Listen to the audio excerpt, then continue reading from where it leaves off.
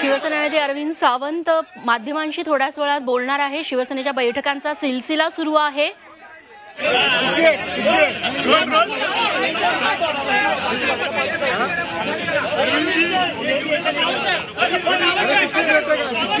खाली बस, खाली बस.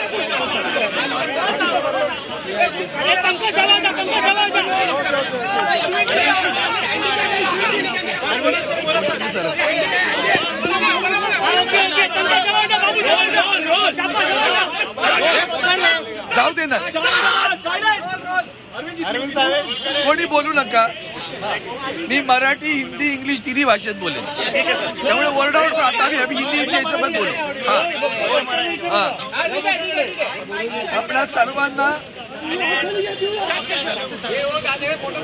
आपल्या सर्वांना माहित आहे की गेले काही दिवस शिवसेनेचे अनेक आमदार हे आसाममध्ये, गुवाहाटीमध्ये थांबलेले आहेत आणि म्हणून ते तिथं थांबून काहीतरी रोज वेगवेगळ्या क्लिप मीडियावर देत राहतात, बातम्या देत राहतात. आणि आपल्याला कल्पना आहे की आम्ही आमच्या शिवसेनेच्या वतीनं आज सन्माननीय सुप्रीम कोर्टाचे ज्येष्ठ वकील माननीय कामत साहेब माझ्यासोबत आहेत. त्यामुळे आम्ही जे काही सांगतो त्याला तुम्हाला ऑथेंटिसिटी जर ऐकायची असेल, आज त्याचा अधिकृतपणा, कायद्याची बाब, ती बाब सांगण्यासाठी आज आम्ही इथं आलेलो आहोत. मूळ मुद्दा असा आहे की आम्ही हे जे मंडळी गेली त्यांनी आम्हाला माननीय उपाध्यक्षांनाच काढून टाकण्याची एक नोटीस दिली. त्यानंतर ती नोटीस कशी गैर आहे हेही सांगितलं गेलं. त्यानंतर आम्ही या सगळ्या लोकांना डिस्क्वालिफिकेशन करावं म्हणून 16 लोकांना आम्ही नोटिसेस दिल्या. त्याच्यावरही कारवाई सुरू झालेली आहे. पण ती तुम्हा सगळ्यांना वाटतं की ती कितपत खरी आहे, तर ती खरी बघायची असेल, त्याचा खरेपणा पाहायचा असेल तर आपल्याला एक कळेल की माननीय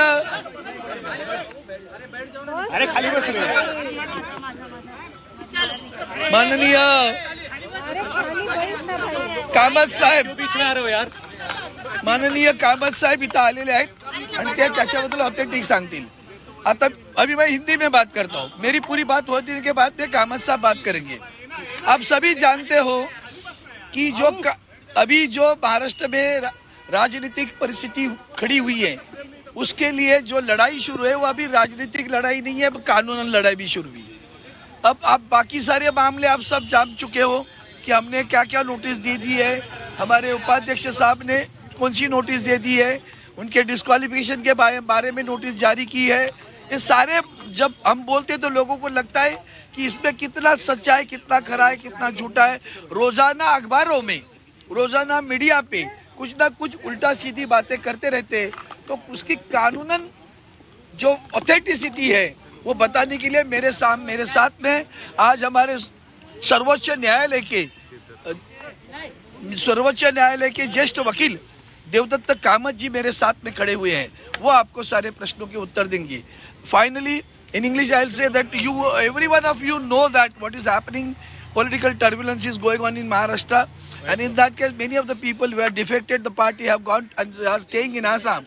So therefore, we have initiated legal action against them, and accordingly, the notices of disqualification have been served to some of the members. Around 16 members, we have already served the notice, and to know the authenticity of this legal action, the Honorable Supreme Court's senior advocate, Mr. Devdatta Kamath, is with me, and he will address your questions right now. First, don't ask questions. My request is that first listen to him, and then if you have any queries, you are at liberty to ask it. Okay. But one at a time. Don't shout together. Okay, thank you so much.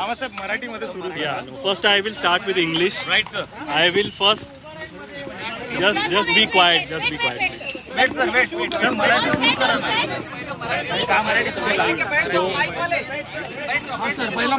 See, firstly, I am going to talk on the legal aspects of this case.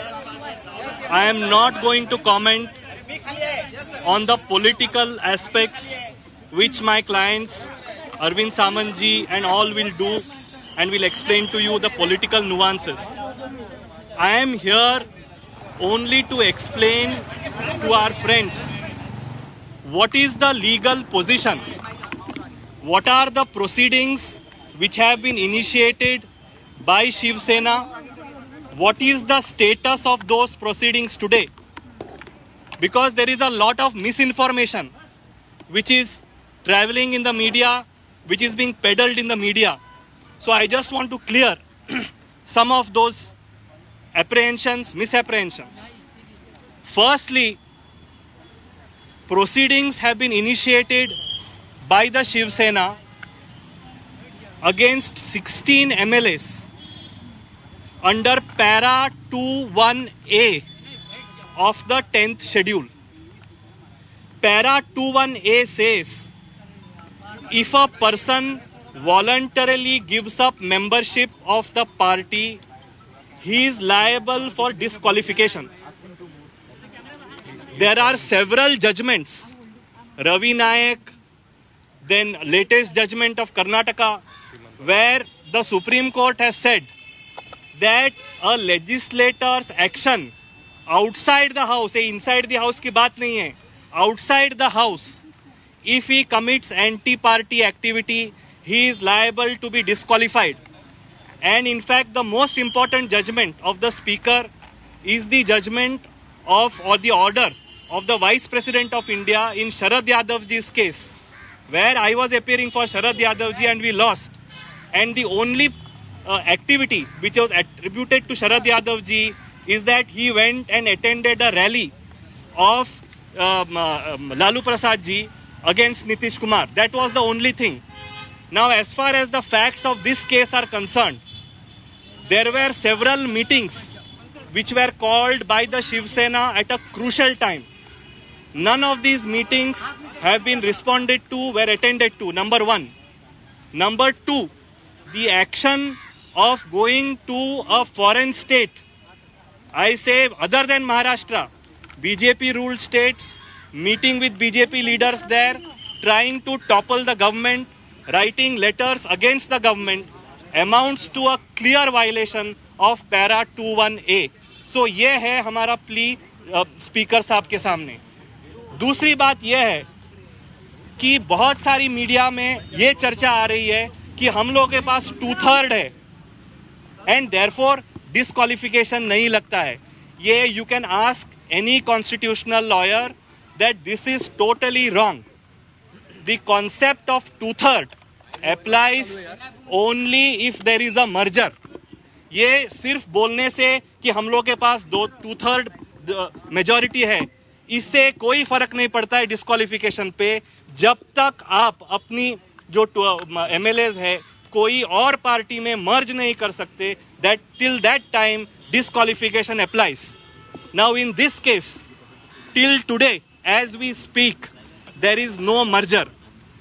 They have already committed the act of voluntarily giving up. Disqualification petitions have already been filed and आज तक कोई merger नहीं है. ये जो merger का concept आया 2003 में, इसके पहले जो था स्प्लिट का प्रोविजन था कॉन्स्टिट्यूशन में कि आप 1/3 लेके फैक्शन बना सकते हैं. तो इनको जो भी लीगल एडवाइस दे रहे हैं उनको सोचना पड़ेगा कि ये क्या डिलीटेड अमेंडमेंट पे ये पूरा कार्रवाई हो रहा है या जो अभी जो मौजूदा सिचुएशन है कि जब तक मर्जर ना हो ये डिस्क्वालिफिकेशन से बच नहीं सकते. So that is point number 2. Point number 3, yes, point number 3, they are saying that the deputy speaker has no jurisdiction. Now this is also totally wrong. Now in the absence of a speaker, the deputy speaker has all the powers under the constitution to adjudicate under the 10th schedule. They filed apparently some no confidence against the deputy speaker.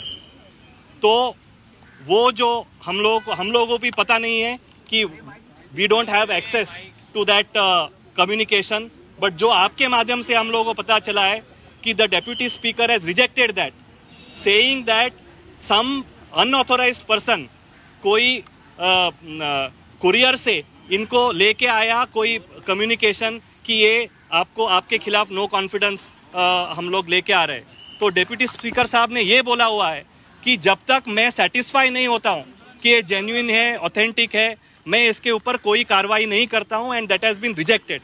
And more importantly in law, let me tell you that till the assembly is convened, there cannot be a notice of motion. Ye all the constitutional experts will agree. So therefore, in tomorrow they have been called, and they will have to submit their replies, and the honorable deputy speaker will take the action in accordance with law, and as per the situation, and we are going to urge that all these 16 MLAs will be disqualified, have to be disqualified in accordance with the provisions of 10th schedule, and they will have to face the electorate.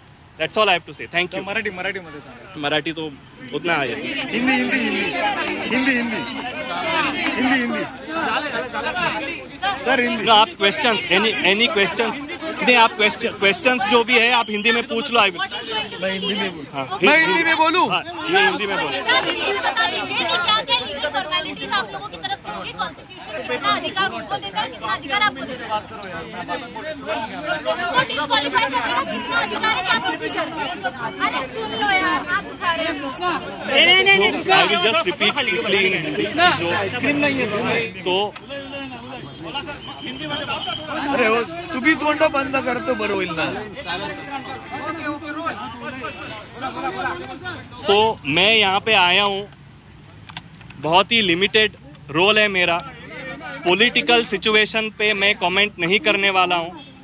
As there senior council मैं सिर्फ ये बताने के लिए आया हूँ कि क्या लीगल पोजीशन है आज के डेट में, क्या कॉन्स्टिट्यूशन क्या बोलती है 10th शेड्यूल में कि कैसे डिस्क्वालिफिकेशन होता है. तो ये जो डिस्क्वालिफिकेशन की पिटिशंस लगाई गई है माननीय डिप्टी स्पीकर के सामने, वो ये ग्राउंड पे लगाई गई है कि इन्होंने पैरा 21A के अंतर्गत पार्टी छोड़ दी है, और ये जो छोड़ने की प्रक्रिया है इसके कोई रेजिग्नेशन की ज़रूरत नहीं है. माननीय सुप्रीम कोर्ट के जजमेंट के अनुसार रवि नायक और जो लेटेस्ट सुप्रीम कोर्ट जजमेंट है कर्नाटका मैटर में, तो उन्होंने ये बोला हुआ है कि अगर सांसद या विधायक का एक्शन से ये साबित होता है कि इन्होंने पार्टी के खिलाफ एक्शन लिए हुए हैं, कार्य किए हुए हैं, तो वो पैरा 21A लगता है. तो हम लोगों ने 16 पिटिशंस फाइल की हुई है, उसमें स्पीकर साहब ने नोटिस इशू किए हैं, वो कल हियरिंग के लिए लगेगा. दूसरी बात यह है कि बहुत सारे मीडिया में और अन्य माध्यम में तो ये चर्चा हो रही है कि डिस्क्वालिफिकेशन इसमें नहीं हो सकता है क्योंकि हम लोगों के पास 2/3 मेजॉरिटी है. ये सरासर मेरे एक्सपीरियंस और नॉलेज के हिसाब से पूरा गलत है, क्योंकि 2003 में ये जो स्प्लिट का इशू था, स्प्लिट का प्रावधान था, वो डिलीट किया गया है. अभी डिस्क्वालिफिकेशन से बचने के लिए एक ही रास्ता है, वो है मर्जर. और आपको सारे लोगों को पता है आज तक ये जो 30 या 40 जो भी गए हुए हैं, अभी तक इनका कोई पार्टी में मर्जर नहीं हुआ है. तो इसीलिए तो आज के हालत में ये डिस्क्वालिफिकेशन से नहीं बच सकते. तीसरा जो मुद्दा है, इन्होंने बोला है कि डिप्टी स्पीकर को कोई जुरिस्डिक्शन नहीं है, डिप्टी स्पीकर को कोई जुरिस्डिक्शन नहीं है, कोई राइट नहीं है ये डिस्क्वालिफिकेशन की पिटिशन सुनने के लिए. उसके लिए मुझे यही कहना है कि कॉन्स्टिट्यूशन में क्लियर प्रोविजन है 180, उसमें ये बोला गया है कि जहाँ पे भी वैकेंसी है स्पीकर के ऑफिस में, तो deputy speaker can perform all the functions of the speaker. और रही बात वो नो कॉन्फिडेंस की, वो नो कॉन्फिडेंस मोशन ना ही मैंने देखा है, ना ही वो उसका रिजेक्शन मैंने देखा है. जो आपके माध्यम से हम लोगों को पता चला है कि ये बात है कि जो नो कॉन्फिडेंस मोशन दिया गया है, कोई अनऑथोराइज्ड ईमेल एड्रेस, क्योंकि सारे विधायकों का रजिस्टर्ड ईमेल एड्रेस होता है, तो इन्होंने कोई अन्य email address, random email address से कोई एक चिट्ठी भेजी हुई थी, और वो कोई मेंबर वहाँ पे, कोई विधायक वहाँ पे आके स्पीकर साहब को नहीं दी उन्होंने, तो कोई कुरियर के माध्यम से उनको दिया गया. तो स्पीकर साहब ने, हम लोग को जो पता चला है आपके माध्यम से, कि ये है कि स्पीकर साहब बोलते हैं कि जब तक मैं सेटिस्फाई नहीं होता हूँ कि ये जेन्युइन है, ऑथेंटिक है, मैं इसके ऊपर कार्रवाई नहीं करता हूँ, और उन्होंने वो रिजेक्ट कर दिया है. So as of now, there is no impediment in the disqualification petitions being carried forward. और तीसरी बात इसमें यह है कि जब तक असेंबली सेशन में नहीं है तो ये कोई नोटिस ये देते नो कॉन्फिडेंस का इन लॉ, इसका कोई मायना नहीं रखता. That's all I have to say. लेकिन इन लोग भी बोले एक बात One by ऐसी भी one, पता चल one by रही है one by कि अविश्वास प्रस्ताव जो है वो दिया और एक बार फिर अपक्ष आमदार के हाथ से दिया गया है, तो ऐसे वक्त में क्या वो आगे की कार्रवाई कर सकते नहीं, वो मेरी जानकारी में नहीं है, so I can't comment on it. और जो स्पीकर साहब करेंगे तो हम लोग कमेंट नहीं कर सकते. लीडर ऑफ द हाउस जो चुना शिवसेना ने और चीफ व्हिप चुना है, क्या वो वैलिड रहेगा? बिल्कुल, बिकॉज जो लीडर ऑफ द हाउस है और चीफ व्हिप का मामला है, that is the domain prerogative of the political party, original political party. Original political party decide करेगी कौन लीडर होगा. लेजिस्लेचर पार्टी जो है वो पॉलिटिकल पार्टी का अंग है, कोई लेजिस्लेचर पार्टी सुप्रीम नहीं है. ओरिजिनल पॉलिटिकल पार्टी से लेजिस्लेचर पार्टी बनती है.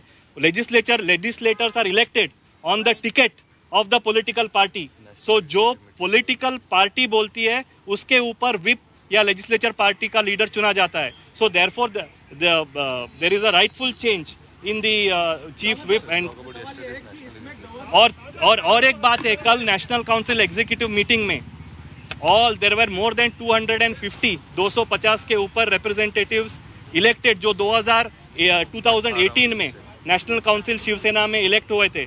उन्होंने सारे लोगों ने ये डिस्क्वालिफिकेशन जो पिटिशंस की प्रक्रिया ये की है, वो have endorsed it and they have endorsed the leadership of Uddhav Thackeray ji. Governor का रोल क्या रहेगा? ज्यादा जानकारी है तो क्या इसमें गवर्नर जो है वो डिप्टी स्पीकर के पावर को ओवरपावर कर सकते हैं क्या? गवर्नर का क्या रोल रह सकता है? Government as far as governor's role is concerned, as far as governor's role is concerned, Nabam Rebiya's judgment, Arunachal judgment is very clear. जो डिस्क्वालिफिकेशन मामले में governor has no role to play. आप constitution bench की नबम रेबिया जी की judgement पढ़ लीजिएगा. 5 जजेस bench of the Supreme Court have clearly said कि governor has no role to play. वहां पे जो बात हुई थी, गवर्नर वाज सेंडिंग डायरेक्टिव्स कि डिस्क्वालिफिकेशन पिटीशन सुननी चाहिए नहीं चुननी चाहिए, तो वो सारा चीज सुप्रीम कोर्ट ने बोला हुआ है कि गवर्नर के डोमेन में नहीं है. He has no jurisdiction. होने से पहले अगर वो गवर्नर को खत लिखते हैं तो क्या गवर्नर स्पेशल बुला सकते हैं? क्या सेशन बुला सकते हैं? क्या गवर्नर कॉल कर सकते हैं सेशन के लिए? कुछ house floor of the house पे इससे पहले अगर वो गवर्नर को खत लिखते हैं तो क्या governor? Yes, governor, if he feels that there is a problem with the majority, he can always call for a floor test on the advice of the chief minister or otherwise also. So वो अभी तक हुआ नहीं है. So let us wait and see what happens. but राज्यपालांकडे जर का हे आधीच पत्र त्यांनी दिलं असेल तर if there is a floor test, Samanji and the political parties will take a call how to go forward. This is not a legal question. Okay, thank you.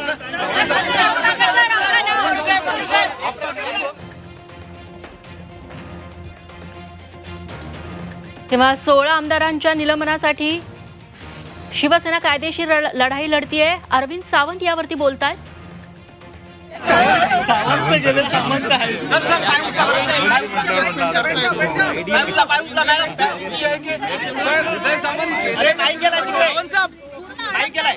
Sawant साहब क्या लगता है कल सारे डिस्क्वालीफाई हो जाएंगे? अरविंद जी, अभी आपने हमारे सीनियर काउंसिल सर्वोच्च न्यायालय के सुप्रीम सीनियर काउंसिल की बात कानूनन सुनी है, तो मुझे लगता है वो डिस्क्वालीफाई होना चाहिए. अरविंद जी, मात्र ज्या पद्धतीने हे सगळेजण सांगतायत की डिस्क्वालिफाय होतील, काय वाटतं? कारण की तुमच्या जरी वकिलांना सांगत असतील पण ते देखील कोर्टात जाण्याची संभावना व्यक्त केली जाते. जाऊ दे ना कोर्टात गेले म्हणून. तुम्हाला त्यांनी सातत्यानं उदाहरणं दिली. माननीय आता जे शरद यादवांचं जे उदाहरण दिलं की सभागृहातला नाही, सभागृहाच्या बाहेर सुद्धा त्यांनी फक्त नितीश कुमारांची रॅली अटेंड केली, ते डिस्क्वालिफाय झाले. हे उदाहरण तुमच्यासमोर सुप्रीम कोर्टात दिलं नाही का? आम्ही नाही दिलं ना. आणि म्हणून सुप्रीम कोर्टाचे आजवरचे सगळे जे निर्णय आहेत ते पाहता हे सगळे लोक डिस्क्वालिफाय होतील.